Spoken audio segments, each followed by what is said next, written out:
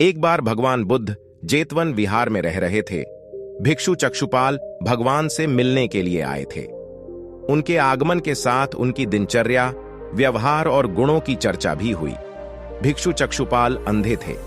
एक दिन विहार के कुछ भिक्षुओं ने कुछ मरे हुए कीड़ों को चक्षुपाल की कुटी के बाहर पाया और उन्होंने चक्षुपाल की निंदा करनी शुरू कर दी कि उन्होंने इन जीवित प्राणियों की हत्या की।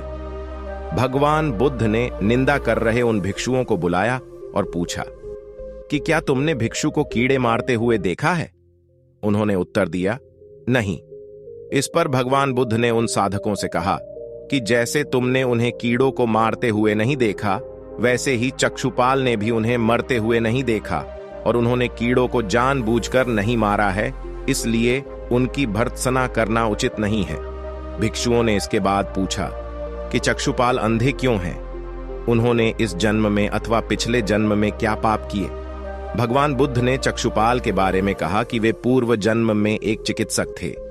एक अंधी स्त्री ने उनसे वादा किया था कि यदि वे उसकी आंखें ठीक कर देंगे तो वह और उसका परिवार उनके दास बन जाएंगे। स्त्री की आंखें ठीक हो गईं, पर उसने दासी बनने के भय से यह मानने से इनकार कर दिया।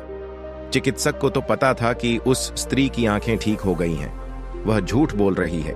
उसे सबक सिखाने के लिए या बदला लेने के लिए चक्षुपाल ने दूसरी दवा दी। उस दवा से महिला फिर अंधी हो गई। वह कितना ही रोई पीटी, लेकिन चक्षुपाल जरा भी नहीं पसीजा।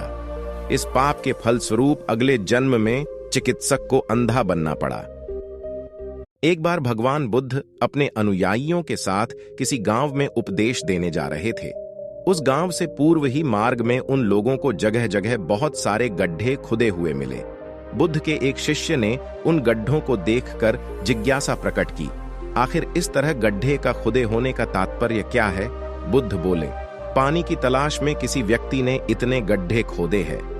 यदि वह धैर्यपूर्वक एक ही स्थान पर गड्ढे खोदता तो उसे पानी अवश्य मिल जाता, पर वह थोड़ी देर गड्ढा खोदता और पानी न मिलने पर दूसरा गड्ढा खोदना शुरू कर देता। व्यक्ति को परिश्रम करने के साथ धैर्य भी रखना चाहिए। एक बार भगवान बुद्ध भिक्षा के लिए एक किसान के यहां पहुंचे।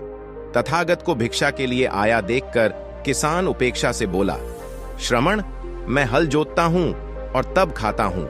तुम्हें भी हल जोतना और बीज बोना चाहिए और तब खाना खाना चाहिए।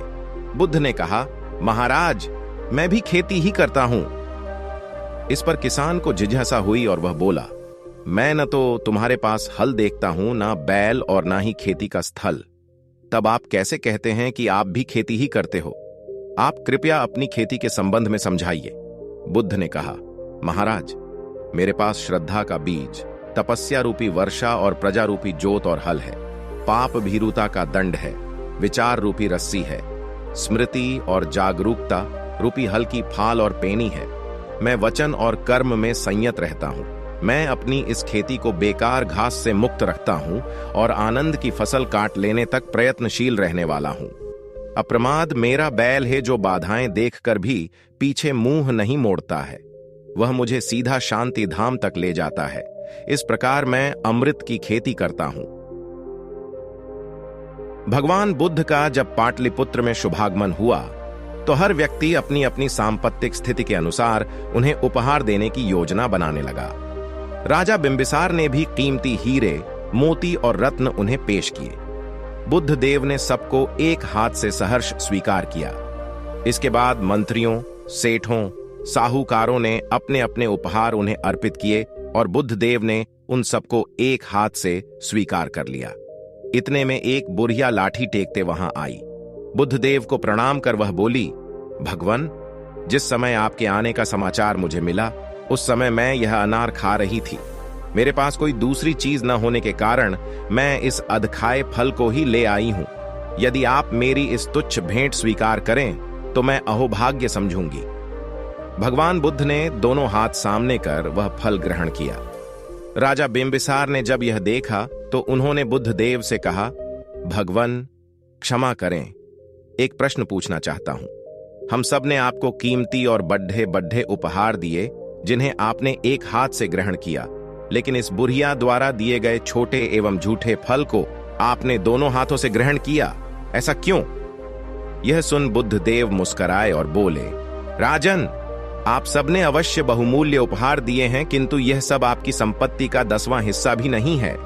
आपने यह दान दीनों और गरीबों की भलाई के लिए नहीं किया है, इसीलिए आपका यह दान सात्विक दान की श्रेणी में नहीं आ सकता। इसके विपरीत इस बुढ़िया ने अपने मुंह का कौर ही मुझे दे डाला है।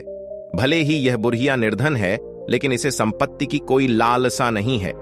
यही कारण है कि इसका दान मैंने खुले हृदय से दोनों हाथों से स्वीकार किया है।